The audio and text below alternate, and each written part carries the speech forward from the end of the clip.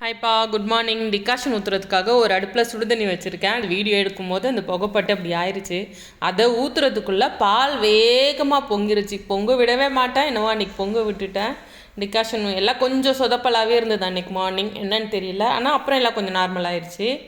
சரி, டிகாஷனை ஊற்றிட்டு முதல்ல அந்த அடுப்பை துடைப்போம். இன்றைக்கி இடியாப்பம் செய்கிறான்னு பிளானு. அதனால் கடாய் வச்சு க்ளீன் பண்ணலாம்.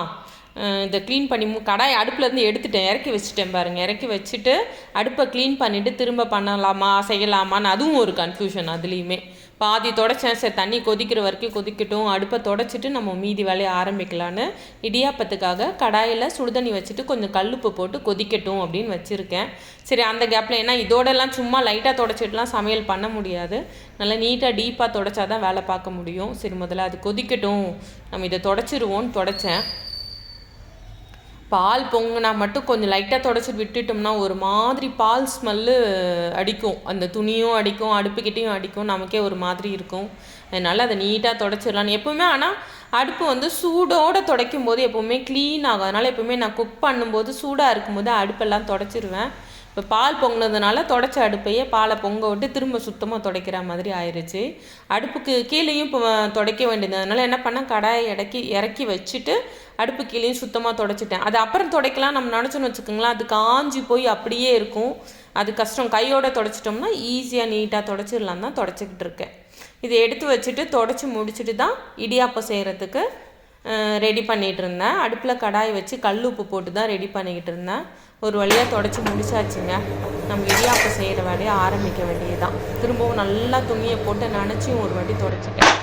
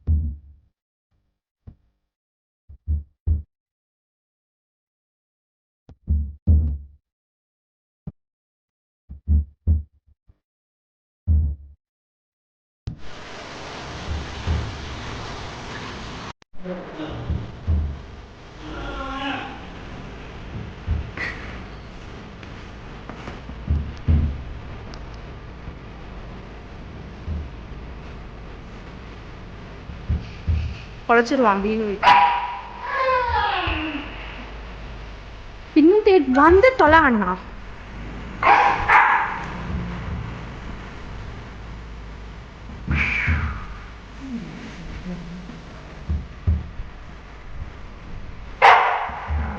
வார்ன் பண்றாங்க.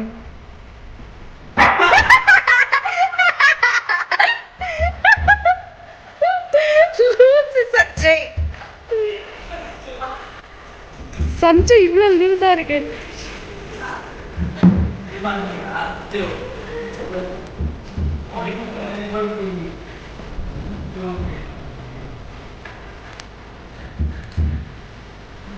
Good morning. சஞ்சு வந்து உன்னை எழுப்பி கூட்டிட்டு வரானா?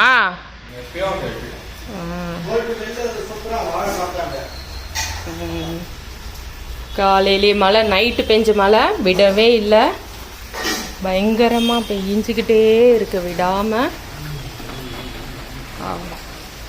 நல்லா தான் இருக்குது. அதனால் இன்னைக்கு வந்து கஞ்சி கிடையாது. விமல்ராஜுக்கு ஆலிக்ஸு பொங்கல். ஏய் தொண்டை வலி சொன்னல, நல்லா மிளகு போட்டு பொங்கல் நானே ஊட்டி விட்டுறேன். அப்புறம் சட்னி. இது வந்து நீ தண்ணி வேணும்னா சும்மா குடிச்சுக்கோ. நான் சளின்றல, அது கூட உனக்கு இல்லை எனக்கு தான். பொங்கல் சாப்பிடாம ஊட்டி விட்டுறேன். பொங்கல் தேங்காய் சட்னி. இப்போ எங்கள் வீட்டில் 2 நாளா, நேற்று இடியாப்பம், இன்னைக்கு பொங்கல். 2 நாளா இதுதான்.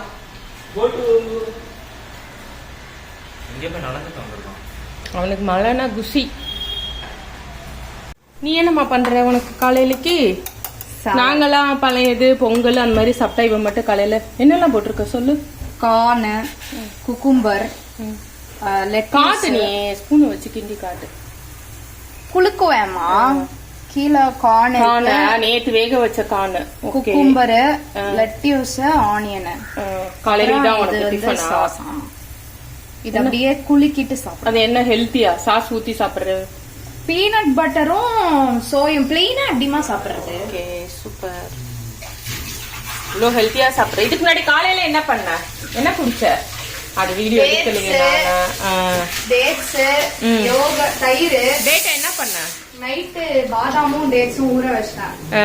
காலையில எனக்கு அப்படியே தயிரோட அடிச்சு குடிச்சிட்டேன். செம்ம ஹெல்த்தி.